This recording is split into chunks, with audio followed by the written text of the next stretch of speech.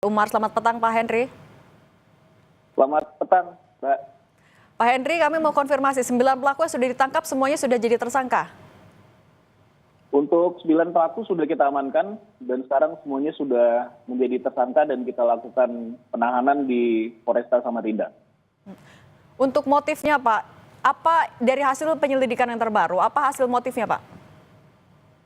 Jadi hasil penyelidikan sementara kami untuk motif dari para pelaku ini merupakan balas dendam.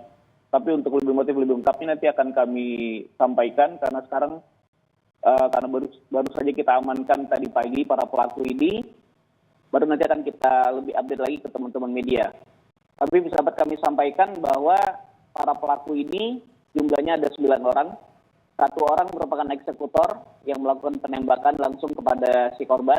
Kemudian 2 orang itu menjalankan fungsinya sebagai pengawas, baik itu di dalam tempat hiburan maupun di luar.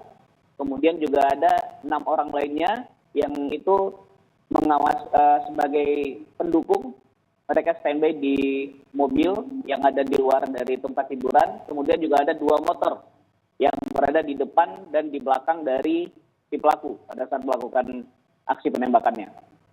Para pelaku kan disangkakan pasal pembunuhan berencana. Mereka sudah berapa lama Pak proses perencanaan itu sampai akhirnya dilakukan, dieksekusi?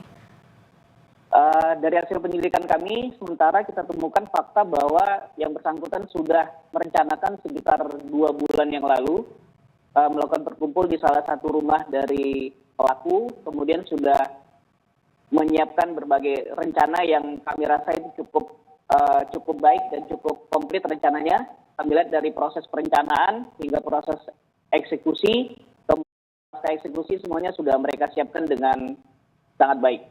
Tapi kalau hubungan antara para pelaku dengan korban sudah diketahui juga? Hubungan antara pelaku dengan korban untuk sementara masih merupakan sesama orang-orang yang tinggal di wilayah kota Samarinda, Mbak. Untuk hubungan lebih dalamnya sedang dilakukan proses pendalaman oleh anggota kami di lapangan. Kalau uji forensik juga Pak terkait jenis senjata api, sudah ada hasilnya? Untuk hasil uji balistik forensik dari senjata api yang digunakan, untuk saat ini belum keluar. Kemudian kami juga belum bisa memastikan, tapi kalau kita lihat dari kasat mata, senjata api yang digunakan ini adalah senjata revolver, tapi sudah jenis yang lama. Tapi kita belum bisa pastikan apakah yang senpi ini rakitan atau merupakan senpi yang berasal dari pabrikan. Apakah masih ada indikasi pelaku tambahan Pak? Apakah masih membuka kemungkinan tersangka baru?